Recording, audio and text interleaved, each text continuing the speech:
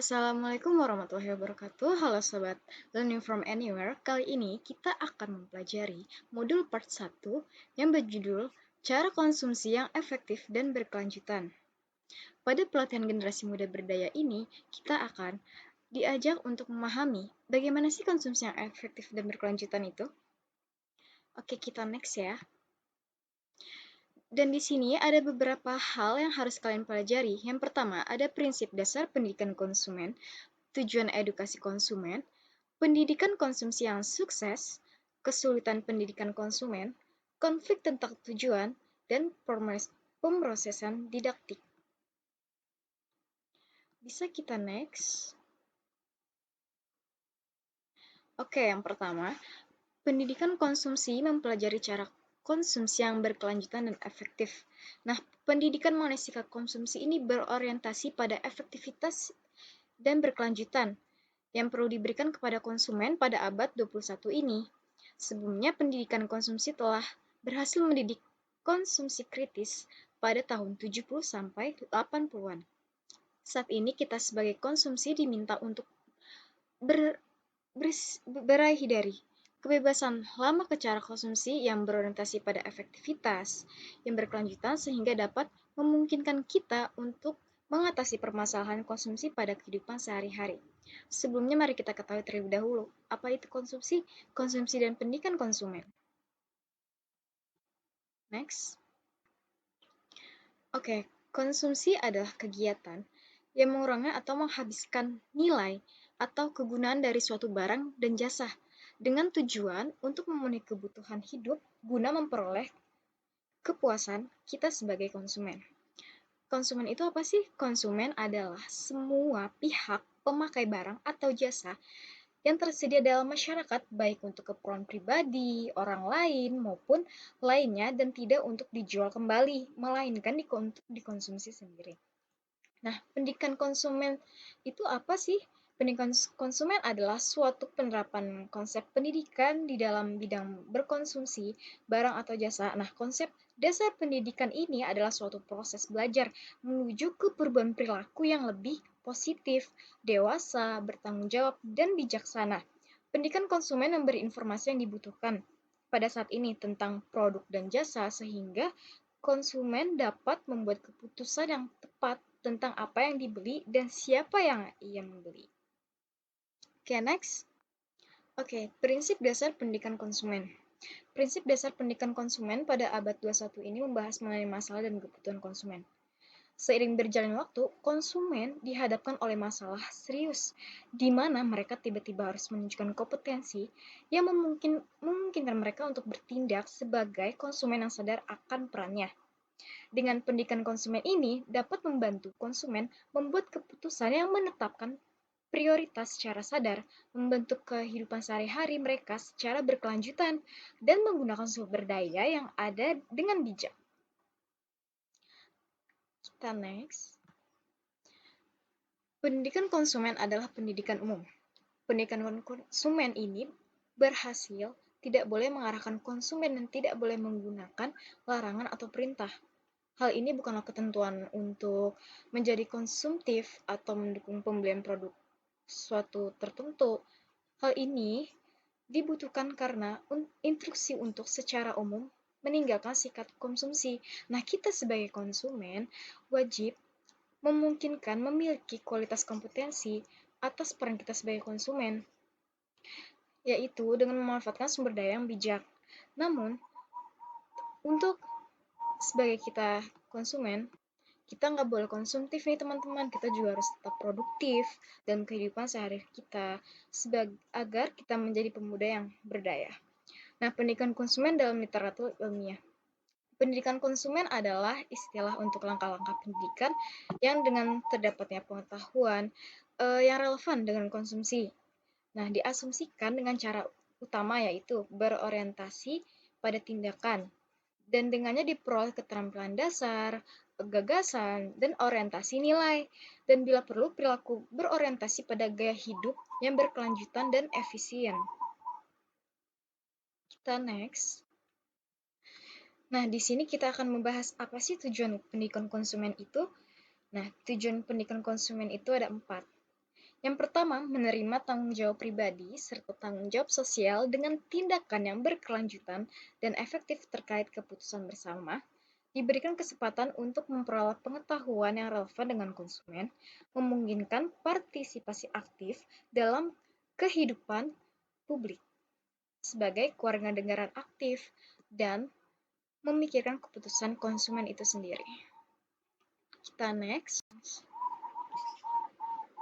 Selanjutnya, pendidikan konsumen yang sukses. Elemen pendidikan yang sukses itu seperti perasaan psikologis, kebutuhan, dan gagasan yang sering menjadi penghalang.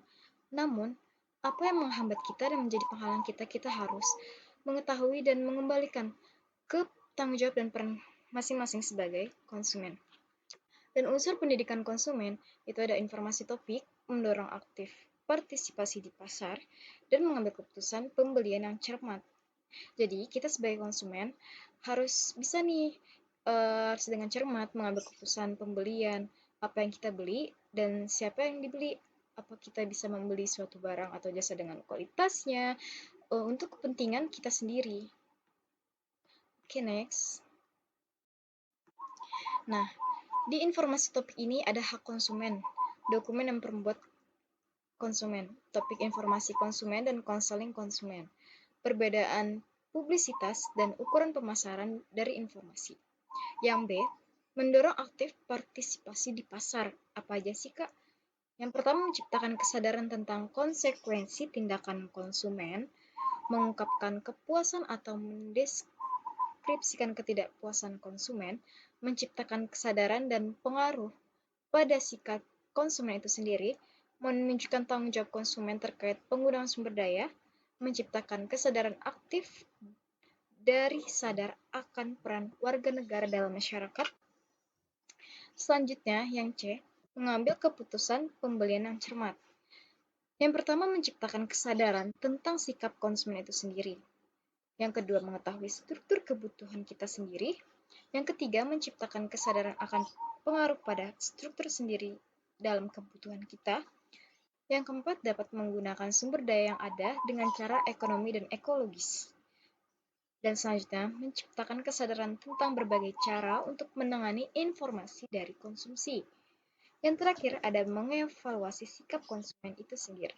Selanjutnya di sini ada hasil pendidikan konsumen yang sukses. Kalian bisa baca poster-poster bagus yang ada di samping saya ini.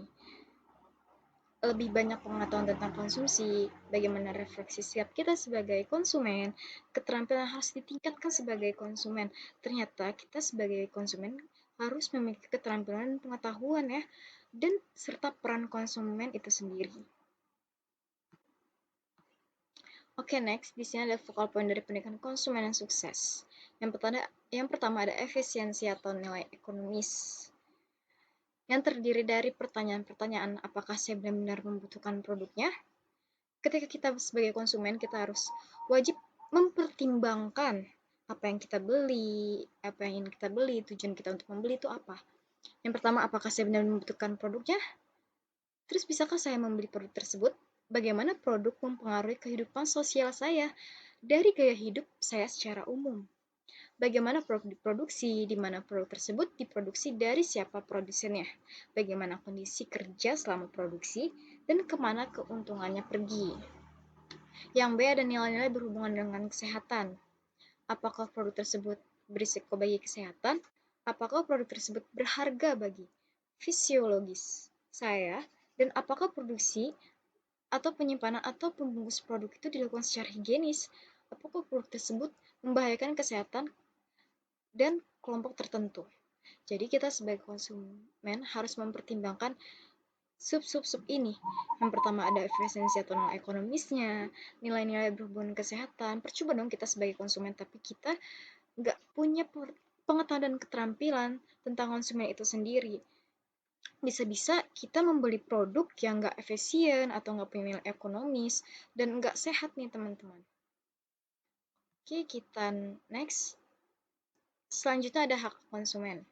Yang kita harus pertimbangkan apakah pembelian produk sesuai dengan hukum, apakah produk tersebut sering ditawarkan dengan harga dumping, hak konsumen mana yang disignifikan, dan kapan tindakan periklanan melanggar hak konsumen, di mana saya bisa mendapatkan informasi dan bantuan tentang perlindungan hak-hak konsumen saya.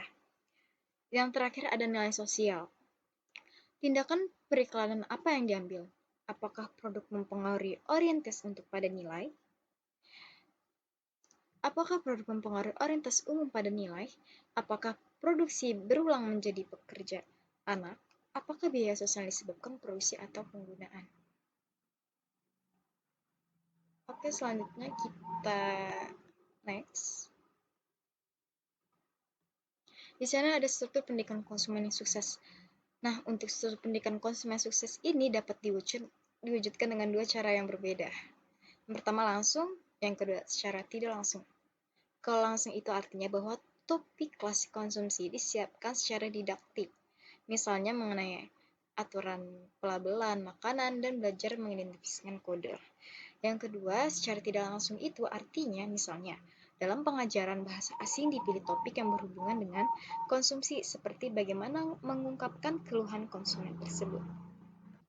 Nah, di sini ada kesulitan pendidikan konsumen. Terdapat beberapa kesulitan yang dapat dihadapi saat menjalankan pendidikan konsumen di antaranya. Yang pertama, bagaimana saya bisa menjual pendidikan konsumen?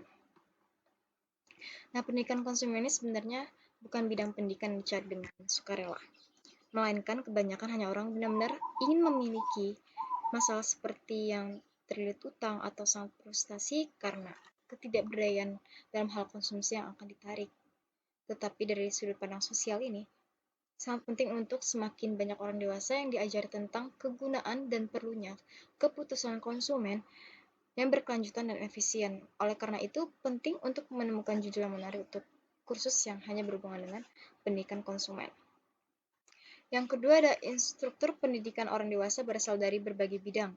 Untuk itu, bagaimana memasukkan topik terkait konsumen ke dalam sebuah kursus dengan cara yang bermakna. Nah, kita sebagai instruktur pendidikan orang dewasa itu harus cermat dan mempunyai strategi agar topik terkait konsumen itu yang dimasukkan ke sebuah kursus dapat dipelajari secara bermakna oleh pembaca. Nah, hampir di setiap bidang kehidupan kita dihadapkan pada peran kita sebagai konsumen. Tetapi, topik terkait konsumen perlu dibuka oleh masing-masing sudut pandang, baik dari instruktur maupun peserta. Untuk itu, dalam sebuah kursus, untuk memuaskan topik terkait konsumen harus pada fase atau waktu yang tepat dan konten atau materi yang diberikan juga harus dapat mengintegrasikan topik yang relevan dengan konsumen secara baik. Oke, next. Yang ketiga, bagaimana kita bisa membatasi pendidikan dari informasi. Orang dewasa terkadang senang mengambil informasi daripada mengenyam pendidikan. Nah, pendidikan membutuhkan partisipasi aktif, sedangkan informasi tidak selalu membutuhkan partisipasi intelektual, emosional, atau konfrontasi dengan tanggung jawab yang kita pikul sebagai konsumen. Oleh karena itu, penting bahwa dalam perencanaan mata kuliah pendidikan konsumen ini untuk memasukkan proses orientasi, perencanaan, pelaksanaan, evaluasi sebagai prinsip umum perencanaan. Selanjutnya ada konflik tentang tujuan. Beberapa konflik yang dapat ditemukan di antaranya. Ketika kita bekerja dengan orang dewasa pada topik pendidikan konsumen ini, pasti ada beberapa konflik yang spesifik mengenai tujuan, harus diharapkan dengan tujuan untuk mempertajam kesadaran masing-masing sehingga dapat membantu untuk beraksi dengan tepat. Yang pertama, ada area nutrisi. Keputusan apakah yang menggunakan makanan praktis atau memasak makanan segar seringkali bergantung pada sumber daya waktu, dan terkadang juga pada gagasan tentang peran yang sudah mapan. Untuk menemukan solusi yang memadai, kita perlu secara sadar menetapkan prioritas individu dan mengosongkan pikiran kita dari nilai-nilai yang telah terbentuk sebelumnya. Keputusan untuk menolak pangan yang diproduksi secara biologis seringkali didasarkan pada keterbatasan finansial dan pada kurangnya kemauan untuk meraih pangan ekologis. Kita next. Yang kedua ada cara berurusan dengan uang. Hal ini sering menimbulkan konflik yang bersifat psikis. Sebagian orang tidak cukup sadar akan struktur kebutuhan mereka dan tidak tahu faktor mana yang dapat mempengaruhi mereka sehingga mereka tidak siap untuk mencerminkan sikap konsumsi mereka sendiri. Nah, ini harus yang paling penting berurusan dengan, jadi kita harus tahu struktur kebutuhan kita atau faktor mana yang dapat mempengaruhi kita sehingga kita siap mencerminkan sikap konsumsi kita sendiri. Nah, yang selanjutnya ada area lingkungan. Tekanan diberikan oleh kelompok sosial pada orang dewasa seringkali jauh lebih kuat daripada yang mereka akui.